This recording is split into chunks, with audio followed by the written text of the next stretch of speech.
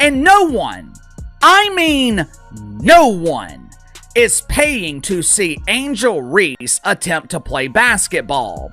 Hell, not even Mama Reese is paying to watch this lack of skill. The WNBA cannot afford to disregard the image painted by the numbers, which don't lie, when Caitlin Clark suffered a left quad strain on May 25, 2025, which had immediate and disastrous repercussions on the league's financial situation. As Clark gets ready to miss at least 2 weeks of play, it's impossible to ignore the stark contrast between her magnetic appeal and the rest of the league, forcing players like Angel Reese and the struggling Chicago Sky to face the uncomfortable reality of star power in professional women's basketball. You can't tell me that the Caitlin Clark effect isn't real. You knew when news broke yesterday that Caitlin Clark was going to be out for a few weeks, that ticket prices were going to go down, but I never expected them to go down 71% for the rivalry game. When the WNBA's carefully crafted economic momentum collapsed like a house of cards, ticket prices for the Indiana Fever games fell by an astounding 42% overnight, from an average of $1,370 to just $80. This wasn't a slow decline or a market correction. Rather, it was an instantaneous realization by fans in the marketplace that the product simply wasn't worth the same price without Clark. Indiana Fever ticket prices to games over the next 2 weeks have dropped 42% since Caitlin Clark's injury announcement. An average ticket price of $137, all the way down to $80. People are selling their tickets, definitely can't get face value, so what do? They just continue to lower and lower and lower and lower and lower the price. As word of Clark's absence spread, the Chicago team, which had made a significant investment in moving to a larger venue, saw its ticket prices plummet. The team had moved their upcoming June 7th matchup against the Fever from the 10,387-seat Win-Rust Arena to the massive 21,000-seat United Center, specifically to accommodate the anticipated Clark crowds. The get-in price for what was supposed to be a marquee showdown dropped from $86 to just $25. The financial implications were swift and severe. Game to the United Center, the home of the Chicago Bulls and the largest arena in the NBA, expecting a marquee matchup between Clark and Sky Forward Angel Reese. Now here's where it gets sweet, all right? It gets real interesting right here. However, uncertainty looms as ticket prices for the game have plummeted dramatically following Clark's injury announcement. Oh my goodness. Since it became likely she will miss the June 7th game, ticket prices have dropped a staggering 71%. Oh my goodness. Following from an entry price of $86 to just $25 according to TickPick. This economic collapse brings to light a basic reality that many WNBA players have been unwilling to acknowledge. The league's present success is not shared equally among its stars, while players like Angel Reese have received recognition and praise. The television viewership figures tell an even more compelling story about Clark's unique position in the women's basketball landscape, as Fox Sports analysis shows that games involving Clark and the Indiana Fever averaged 1.178 million viewers during the regular season, nearly tripling the viewership of other WNBA games, which averaged just 394,000 viewers. The financial data also reveals a stark hierarchy of drawing power that puts Clark in a tier entirely her own. This is a radical change in the appeal of sports television, not a small distinction or a slight advantage. I told you earlier, these WNBA franchises that moved games like the Chicago Sky to the United Arena, you're screwed. You're done. You're cooked. Nobody is going to show up to this thing. Chicago Sky can't sell out their own 9,000-something seat arena like it is. They couldn't when they were kind of decent. They're a dumpster fire now. And now that Caitlin Clark is injured, the ticket prices for the Fever and Sky game just plummeted to Hades. The May 17th, 2025 game between the Fever and Chicago Sky was a perfect example of this phenomenon. It drew 2.7 million viewers, setting a record for the most watched NBA regular season game in 25 years. The broadcast peaked at 3.1 million viewers, proving that Clark's appeal could attract casual sports fans who wouldn't typically watch women's basketball. If you're enjoying it, please subscribe. When we look at the larger pattern, the data becomes even more striking. Of the 24 WNBA broadcasts that drew at least 1 million viewers during the 2024 season, 21 featured Caitlin Clark, meaning that nearly 90% of the league's most successful television events relied on the presence of a single player. The 3 games that drew more than 20,000 fans all featured the Indiana Fever, further solidifying Clark's position as the league's main draw.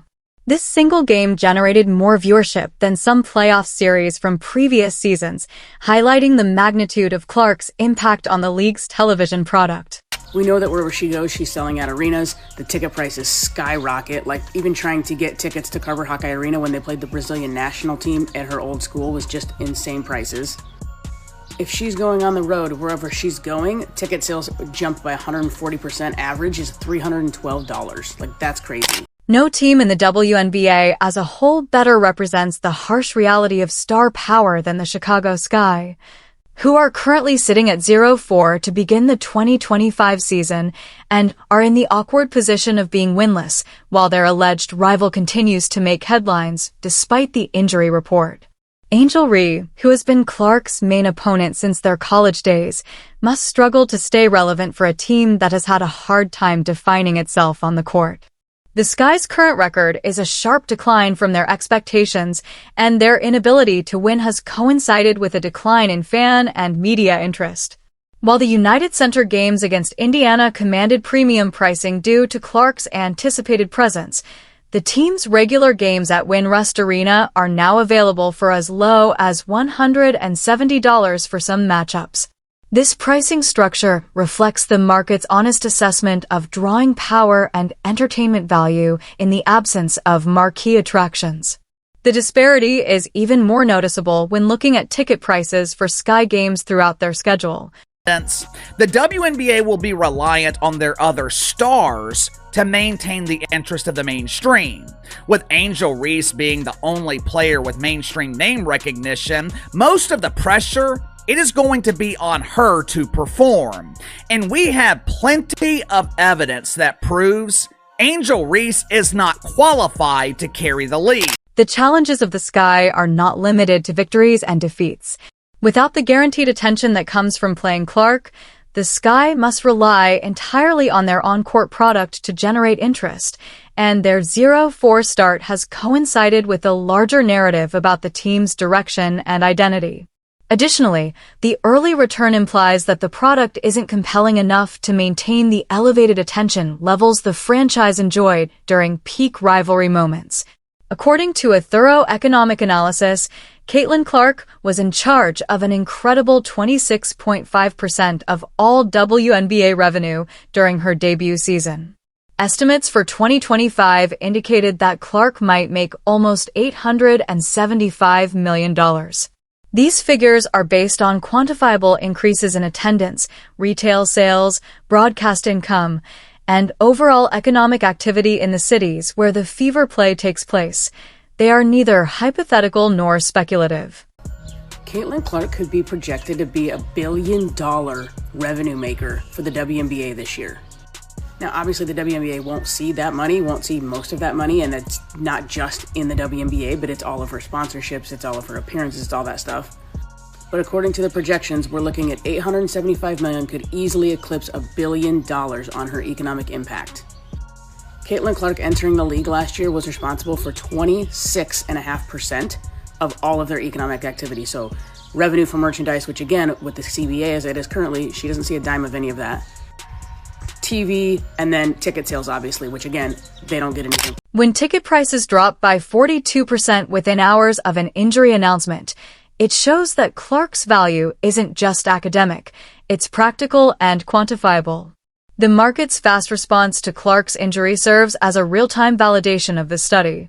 Due in large part to the popularity of a single player, the WNBA has established an economic base that offers both unparalleled possibility and substantial risk. The influence of this billion-dollar event goes beyond just game attendance. Fanatics reports that the league's apparel sales have increased by more than 500% as a result of Clark's participation. Due in large part to Clark's popularity, Dick's Sporting Goods had a 233% increase in WNBA sales from 2023 to 2024. These figures reflect underlying changes in consumer spending and behavior rather than the brief spikes that could be anticipated from a novelty impact. People might be saying, oh, well, the teams aren't really going to suffer. They already sold the tickets. No. You don't understand.